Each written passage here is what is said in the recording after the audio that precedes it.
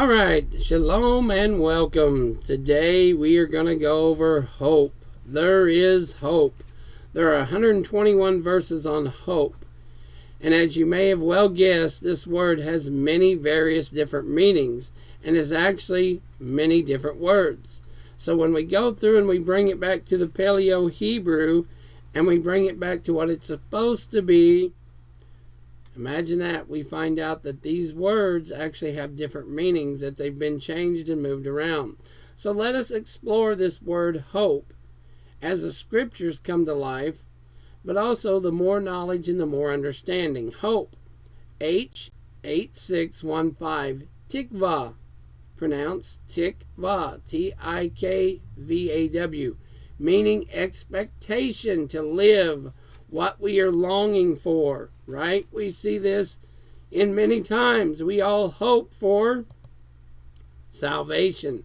We all hope for many things, right? We're hoping that we make it into the kingdom. We are hoping for a lot of things, but if we're not careful, what happens? We are doing other things. We are continuing in sin, and our hope is lost because we continue down the wrong road. Let's go forward. Job 8:14, whose hope shall be cut off, and whose trust shall be a spider's web. If we do not do the will of the Creator, if we are not doing what He says, then we know our hope, just like I was saying, shall be cut off. We have no hope if we don't do what He says. That's why it says our hope, our salvation, all these are in what? In perfection. If you go out and cut your car in half, you can't hope it's going to take you to town. If you go out and take all 4 tires off of it, you can't hope it's going to do anything. You're dreaming. This is what I submit a lot of the churchianity has done to people. We are hoping without the law. We are hoping without salvation. We are hoping to make a rapture. We are hoping to do all kinds of things, but are they even real? Because if we're not careful, we're living fantasies and we're hoping for things that Scripture tells us not to even hope for, right? And then we get cut off, then prayers ain't answered, our prayers an abomination, and what's going on? We have to go with what the Scripture says. What is my strength that I should wait? And what is my end that I should endure? Job 6:11. That there is the H3689, the Kesel, pronounced Kesel, meaning to trust, to have confidence. Again, when we read the beginning of the book, when we read the very beginning, we realize what it's talking about. Our hope, our trust, when we understand the commandments mean something and we're supposed to follow all 613 that pertain to us, then we're hoping we are doing all right. So what we're really hoping for is that we can stay within those guidelines, correct? We're hoping we can stay within the guardrails. It's like, okay, the road's icy. I'm hoping I can make it over this bridge without bouncing off the sides or going over the edge of it. I hope I can do it. It's a realistic go. A lot of churchianity, a lot of what we've been sold and told is unrealistic. We're going over a bridge and there's no guardrails. It's black ice. We don't even know where to start, but we're going to hope and we're going to say things like, I can do all things through who strengthens me. But we forgot the guidelines, the guardrails, they're gone. The law's done away with. It's all forgotten. It's all just hope and grace, and let's hope we don't fall off the bridge and kill ourselves. And if we do, who do we blame? It was all hope and grace. You see what happens here? The guardrails are removed. It's bowling at its best. We're throwing in other lanes. We're doing all kinds of stuff. We don't know what's going on. Neither do they. The people next to us don't know what's going on. Please keep your ball out of my lane. What are you doing? You're messing up my life. And that's what we do to others. We don't realize it. We may not seem, consciously knowing we are, but we're messing up our neighbor's life. We're messing up the people around us. And we think we're hoping in something that isn't there, that we can't obtain because we are not within the guide rails. Behold, your expectation is false. Will you be laid low even at the sight of him? Job 41:9. That is tikilith, meaning expectation. Again, a lot of this is what we're doing is exactly that. Your expectation is false. We're saying, or they're saying, no law, no rules, no anything. So what are we saying? Just drive backwards down the road and see what happens to you and wonder why a diesel runs slap over you. Why is my car finished? Why am I in such a bad shape? Why is my life in shambles? Why is my life in ruins? We see it over and over and over, and for some reason nobody seems to understand. Right? You go to church, you go to the so-called assembly, and there it is. The family's sick. This is bad. This is hammered. Oh my gosh. But yet we've hoped. What did you hope for? You hoped that by coming on a Sunday or a Saturday that would help anything? When all through the week you just, oh well, it don't matter. There's no rules. There's no law. There's no nothing. We're just doing as we please. Come on now. We don't do it at work. We don't do it at school. We don't do it in college. When you even pay to go to college, do you go up there and sit down and go, hey, you know what? I hope to pass this class. I'm out.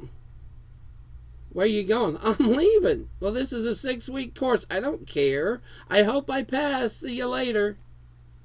You're not going to. Of course I am. I hope. I sat there. I told you I hope. So I hope you give me a D. Give me a C. See ya. I'll come back when it's over. We would not at all think that we would have passed that class. We'd probably have a 0.0, right? Might even get written up. Might have all kinds of problems. But you paid for that class. You bought books for that class. You paid for that class, correct? So how could you possibly hope to fail? But you see, we know good and well what would happen in these cases. You know good and well you send your kids to school and they end up in PE all day long and they forgot science class. Why did you get a 0? Oh yeah, by the way, I never went there. I was in PE all day. Why? Because I like PE. But you have to go to the other. No, I don't. I hoped I would be all right in those instances. We play the same game with churchianity, do we not? I hope I have salvation. I hope because I've done, and all you're really saying is I come to a building and you're hoping that building has saved you. You're hoping that lying pastor has told you. You're hoping that the people and the fellowship will save you. Sure, it's emotional. Sure, it's a good fellowship. Sure, you like it. But your hope is in the wrong place. Therefore my heart is glad, and my glory rejoiceth. My flesh also shall rest in hope. Psalm 16:9. How are we resting in hope? Because we have the hope of salvation.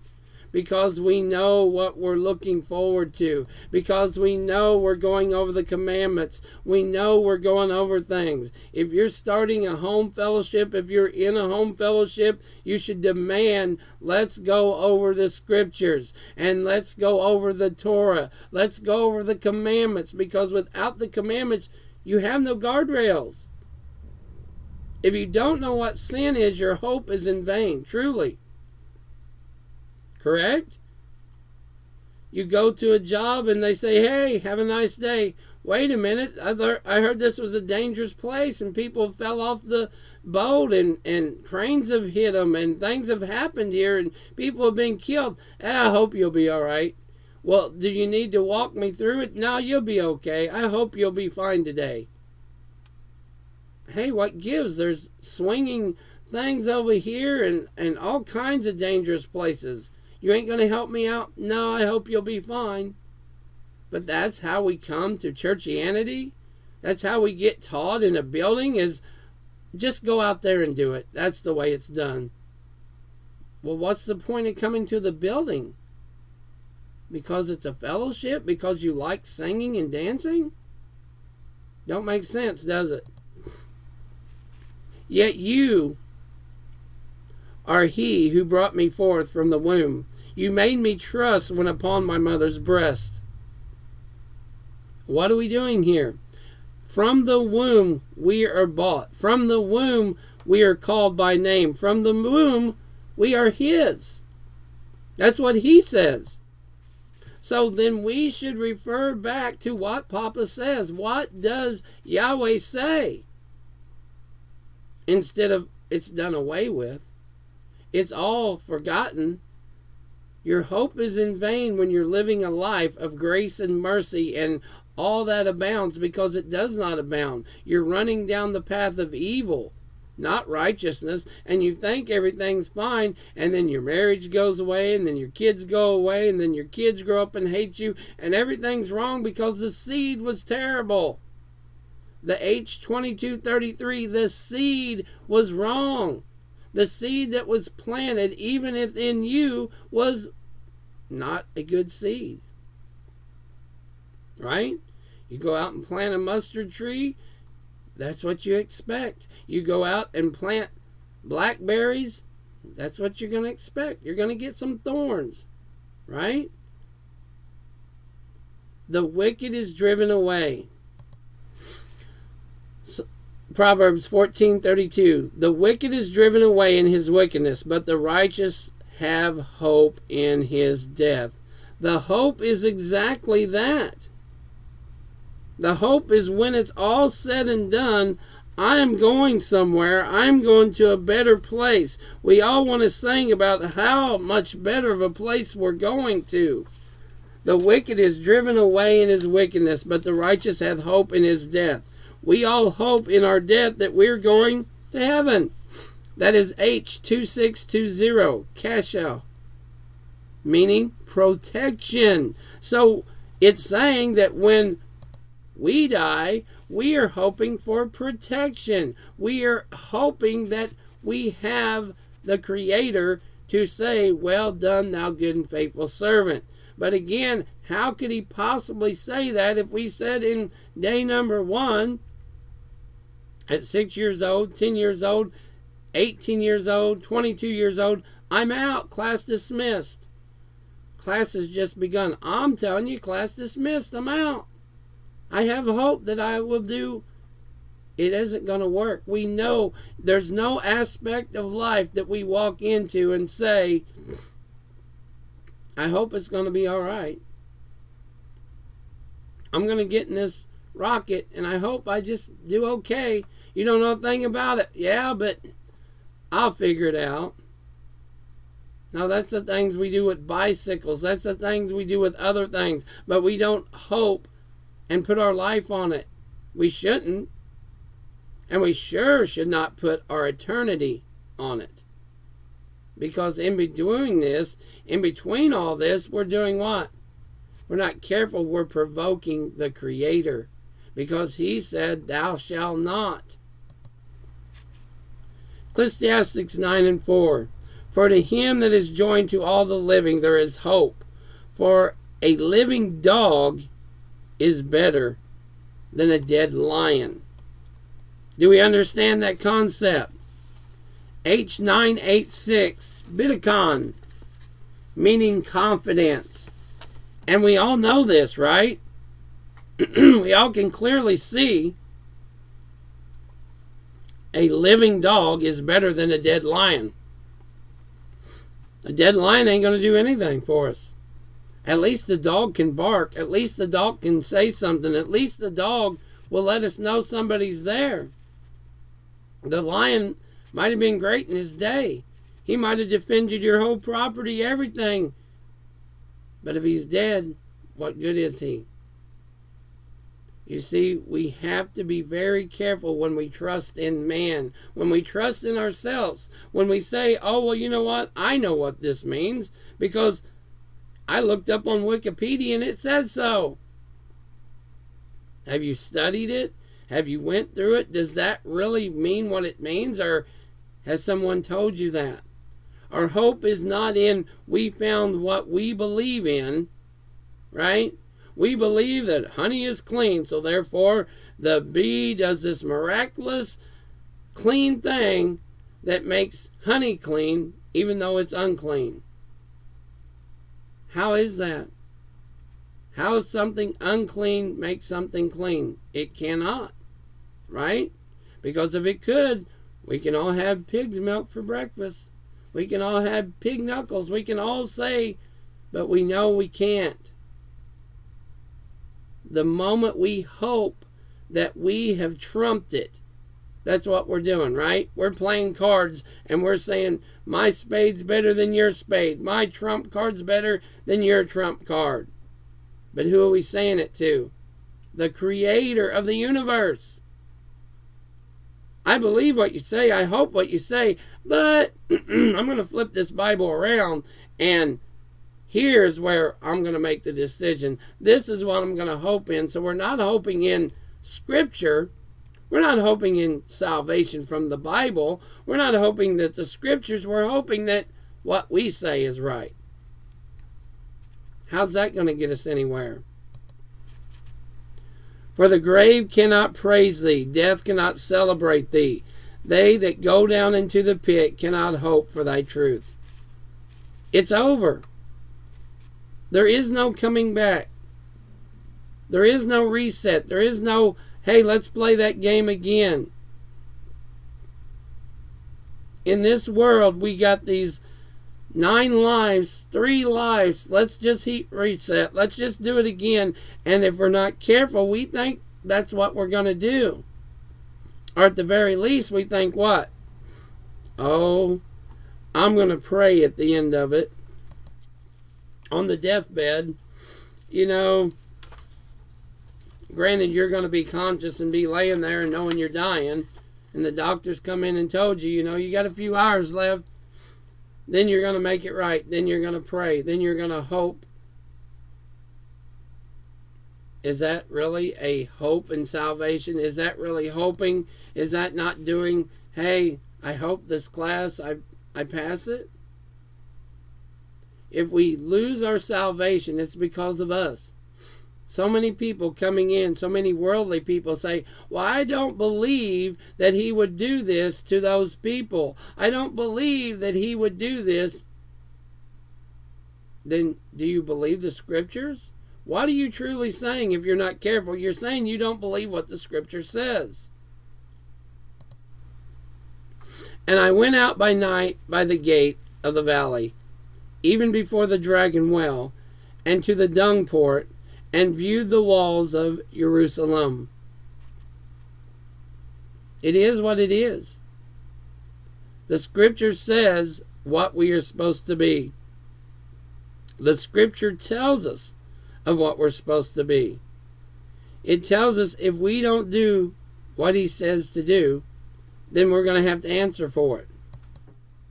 We can hope all we want. We can wish all we want. We can say all we want. But in the ending, what is it going to be? We're going to be judged by his word. And that's all there is to it. So what we want to hope, the good news, the Basora, the good news is we follow what he says. We really believe what he says. We stop doing what we say and we say, hey, all these scriptures and study to prove myself worthy? Let's try this. Let's hope that I can get this down. Let's hope that within my lifetime, wherever I start here, I can figure this out. I can hope that he will forgive me. I can hope in Yeshua. I can hope in Yahweh that he will understand that all the mixed sin and all the ornery, stupid, ignorant things I did, that I came to my senses one day and I said, I'm sorry. And now I can hope. That makes more sense, don't it? Then went I up in the night by the brook, and viewed the wall, and turned back, and entered by the gate of the valley, and so returned. See, the sinning is not always just the problem. The sinning and saying you're going the wrong way is not always the big thing. The church will tell you that's the main thing. You're sinning. You got to do this. But the big thing is hoping in Yahweh. The big thing is believing the scriptures, because if you don't believe the scriptures, you're going to go right back into sin. If you don't believe in what the word says, you're going to eventually be right back in the pigsty. That's all there is to it. You're going to be right back in the muck, and you're going to wonder why. And now you're going to be even more confused than what you was, because your hope was in the wrong place. And you knew it. How many people going to church on Sunday know there's something more? They feel within themselves there's something more to this. There's something more they should be doing. There's something more. I know there's something more, but they keep playing and hoping in the building, their pastor, their friends. So it becomes an entertainmentville. You were tried out by the length of your road, yet you did not say it is hopeless. You found renewed strength, therefore you did not faint. How do we find this renewed strength? Is it in the choir? Is it in the band? Is somebody come along and pat us on the back and make us feel better? No, our renewed strength, our next morning is what? We're reading the scriptures and we hope we have done it right. We hope we have got it right. Our hope, we found the strength because the scripture has renewed us. Make sense? We read it and we say, gee, I did Passover right this year. Hey, I'm getting Sukkot down. We finally got a tent. We finally built this. We finally stayed in a temporary dwelling instead of the camper and the house and back and forth and the motel room. Gee, my strength, my hope, I'm doing something here. Instead of, well, you know, Pastor Bob, Elder Fred, you know what they said? They said it's okay to stay in the motel room because, you know, that's what the other Israelites did. Really, they came across the motel room. Moshe was like, motel room for 600,000 plus, please. Ding. No, didn't happen, right? See where our hope quickly goes into and where we will justify ourselves, right? The Israelite Inn will keep the candle burning for you. Jeremiah 14:14. Then Yahweh said unto me, the prophets prophesy lies in my name. I sent them not, neither have I commanded them, neither spake unto them. They prophesy unto you a false vision and deviation, and a thing of naught, and the deceit of their heart. Isn't that a sad thing? Isn't that something else? He's telling us what these people are doing. He's telling us they're giving us a false hope. He's telling us what they're doing, word for word. But yet people will not stop going to these churches. One more time. Then Yahweh said unto me, the prophets prophesy lies in my name. Jonathan Kahn, on this date, on this time in 2013, and what year is it? I sent them not, neither have I commanded them, neither spake unto them. They prophesy unto you a false vision. Oh, the rapture could happen. And deviation, and a thing of naught, and the deceit of their heart. A lot of these churches want to scare you to death because why? So you'll come. So you'll stay there. And about the time they think somebody's about to leave, they scare you. And they come up with rapture theories and this theory and that theory. And look, it could happen tomorrow. No, it can't happen tomorrow. There is no mark of the beast. There is no beast that we know of yet. We don't know who he is. So stop lying. The scripture specifically says, and it also says, until heaven and earth pass. Not a jot, not a tod, not a vav. Nothing's going to change from the law. But these liars get up and tell us the law's done away with. Stay away from the front of that book. Well, what do I have to hope in? Oh, you have to hope in that. What? Where's my hope? Where's my salvation?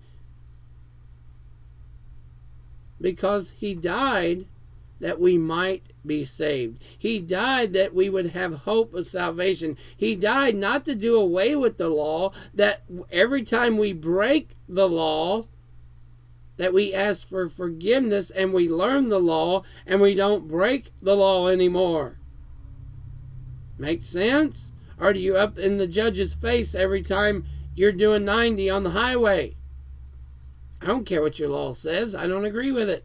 Well, this state says, I don't care what this state says. Sooner or later, you're probably going to lose your license, right? Sooner or later, you might spend some time in jail. They might send you to the psycho ward for about 30 days or 2 weeks and see if there's something wrong with what you're saying. Now, we don't all have to agree, right? That's their law. But who's in charge? Who you standing in front?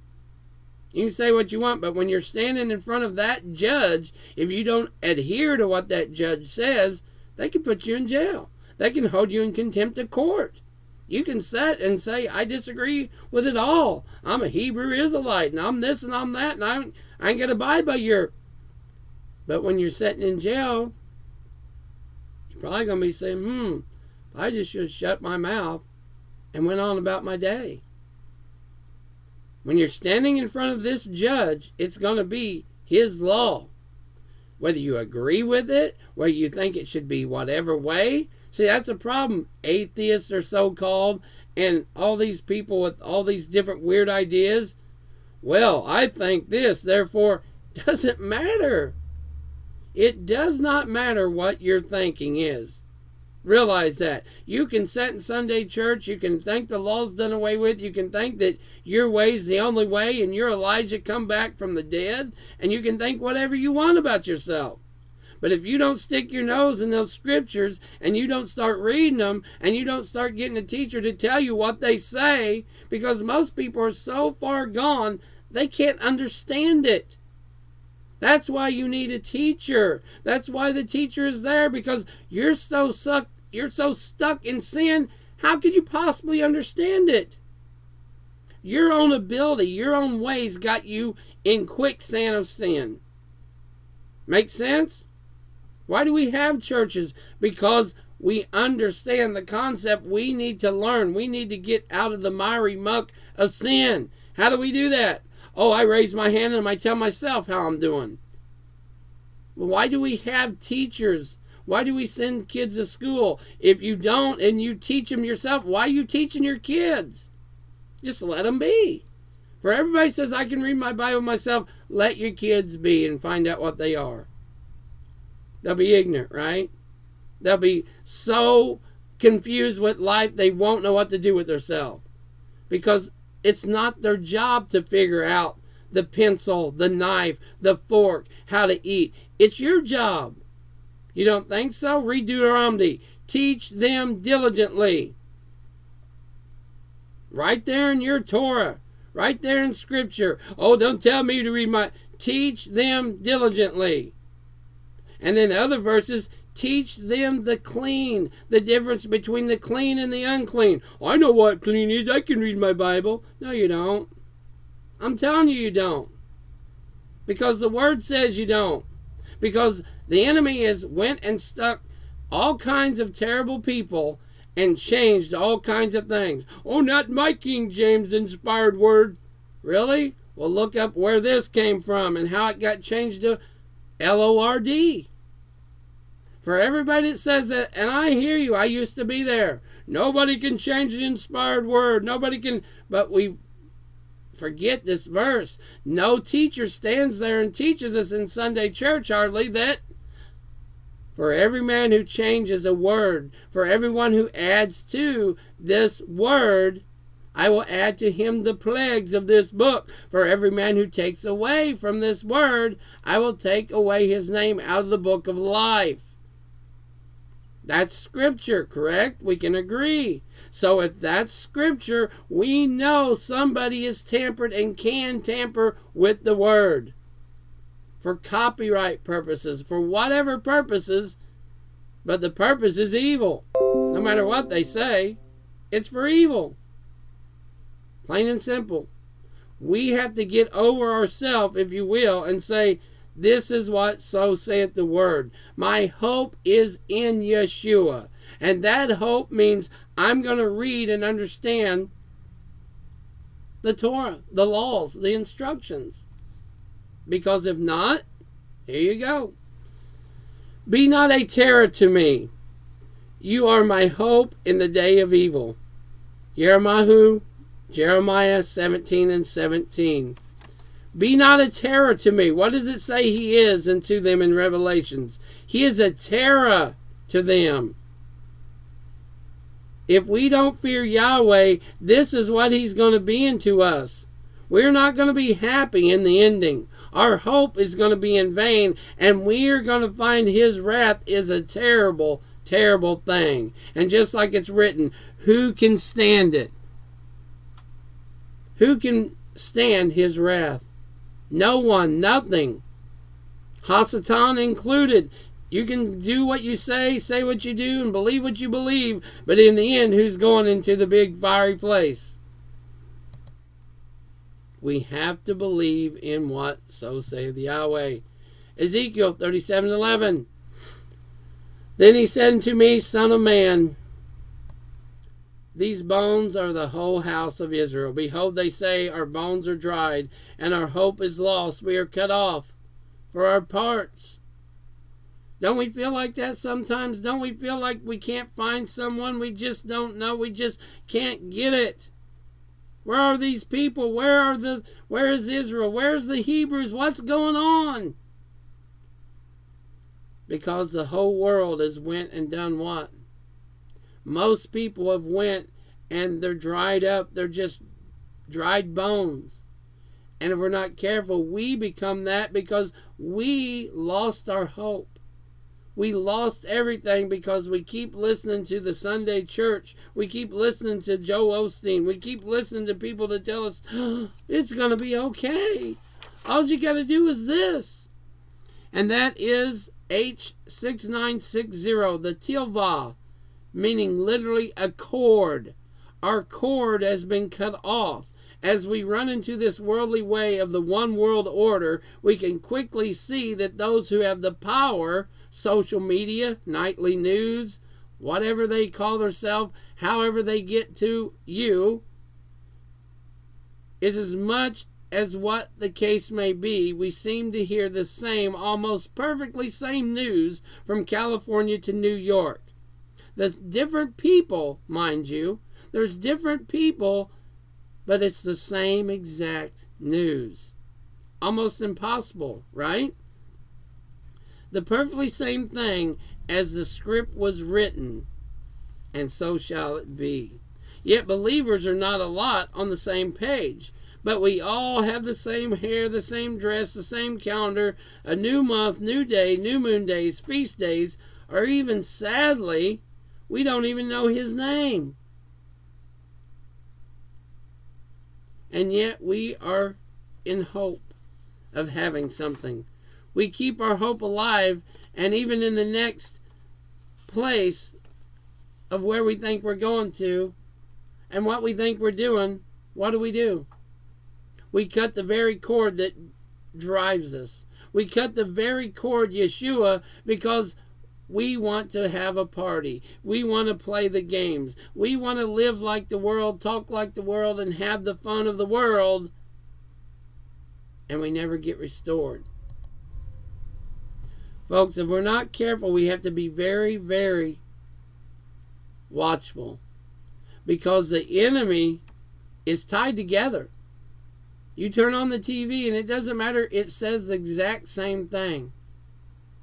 So the enemy knows the whole one mind, one accord thing. Hint, Tower of Babel. Hint, they all believe the same stuff, basically. So why is it we as believers, Why can't I have more than 5,000 people on social media to start with? Why not?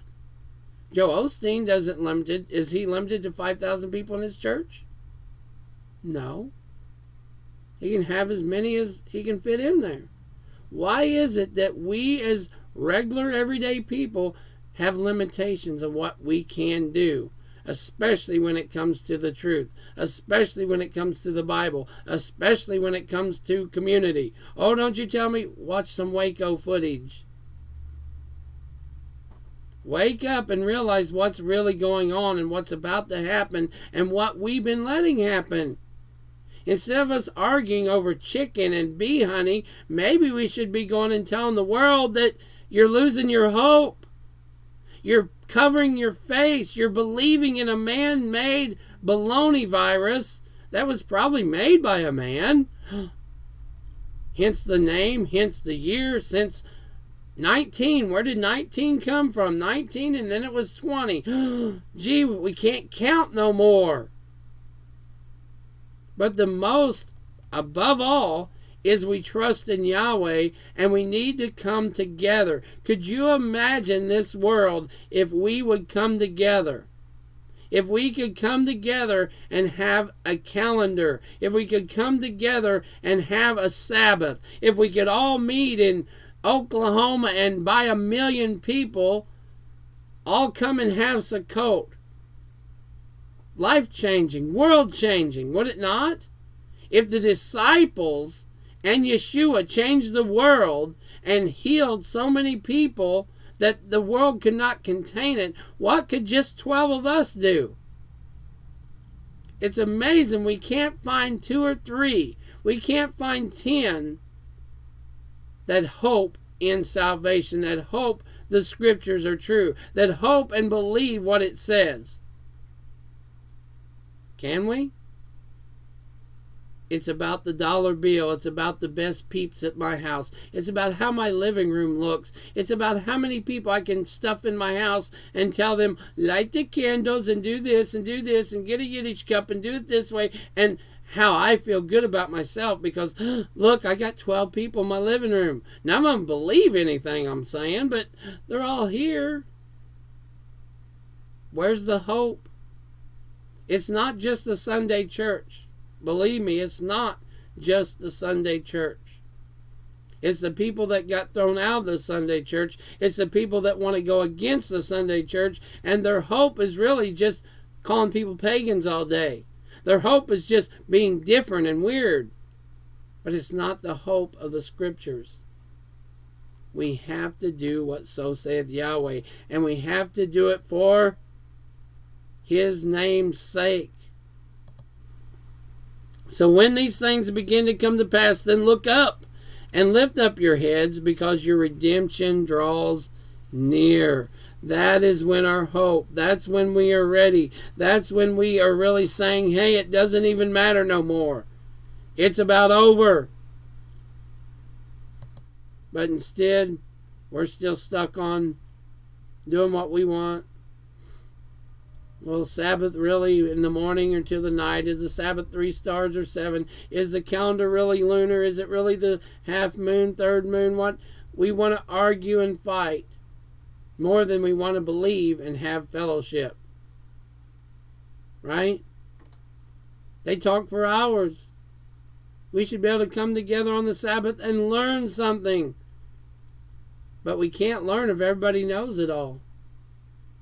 I'm a new believer. How long have you been doing it? I've been doing it since October. Oh, right after Halloween. Right after Halloween, I put that mask off and I said, oh, forgive me. And now I'm different. Well, I did a little bit of Christmas too. And then, so how long you been doing this? Oh, about 2 weeks. Oh, okay, so what? Oh, but I know everything. Oh, okay, well, why are you here? Why'd you come here? Why are you here? How many times do we have the same attitude, but people come together? You're not coming. Don't lie to yourself.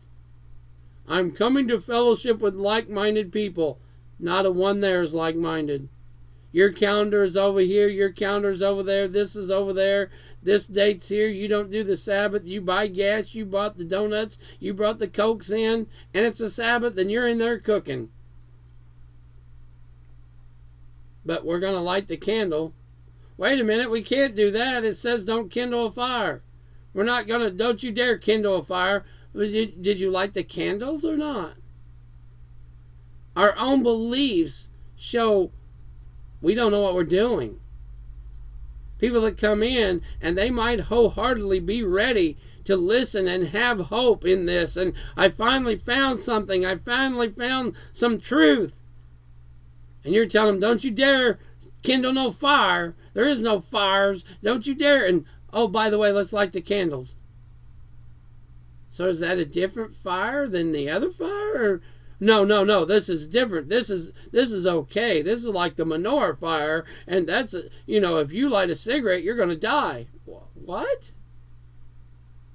So your fire is different than my fire? How is that? Your incense is different than my incense? See, the whole thing here is having the answer. The kindling of fire is not to make one mad, not to flare the nostrils. Look up the Hebrew. Not to anger someone on the Sabbath. What many do. And they don't care because let's just agree to disagree. Where is that scripture? Please show me that scripture where Yeshua stood and said, today this is fulfilled in your ears. And they all said, oh, we're just going to agree to disagree on that one. No, they got mad and wanted to stone him. They was upset. They couldn't believe what they was hearing. The same thing we see today. Someone tells you the truth. I don't want to hear that. Oh, no. I ain't got to listen to you. You're not my teacher. I'm my own teacher. I'm my own boss. I'm my own judge. How's that going to work out? That ain't what the scripture says. It does not condone that. Even the apostles had Yeshua.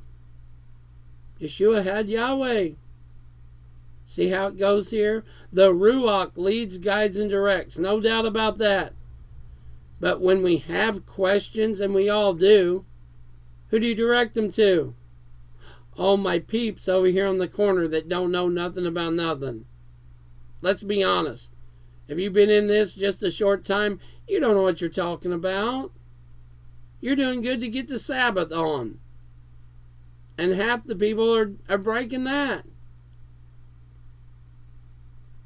So you have to ask someone full of the Ruach, that is anointed, that can give you an answer. And by the way, they're going to be held accountable for that very answer. We seem to lose that in the whole translation too. Oh, I'm going to just read it for myself. And 5 years later, hey, how's that calendar? I don't know. I ain't really looked into it. You've looked into 5 other things of your life. Diving, boat cruises, skydiving. I mean, you've done all kinds of other things, went all kinds of other places, but the whole calendar and the Sabbath thing seemed to elude you. Our hope is in Yahweh. Our hope is in Yeshua. But without the word, without the instructions, without doing what he says to do, what are we doing? Then look up and lift your heads, for your redemption draweth nigh. Luke 21 and 28. If we're really being honest with ourselves, if we're really going to do the right thing, our hope, our salvation is Yeshua. But knowing the guidelines have to be in order. We have to put up them bumper rails and say, hey, I'm bowling, but I don't know what I'm doing. I have to learn before I drop the rails. I have to learn, and for some people, that's never going to happen. And in this case, it never can happen, because the minute you drop the rails, the ball's going wherever. The minute that you drop them, now we don't have any idea of what sin is. And that's what it boils down to. Sin is breaking the Torah. Transgression of the law is sin. People agree with that, right? So then how can we throw it away? How can we get rid of it? Because it tells us what sin is.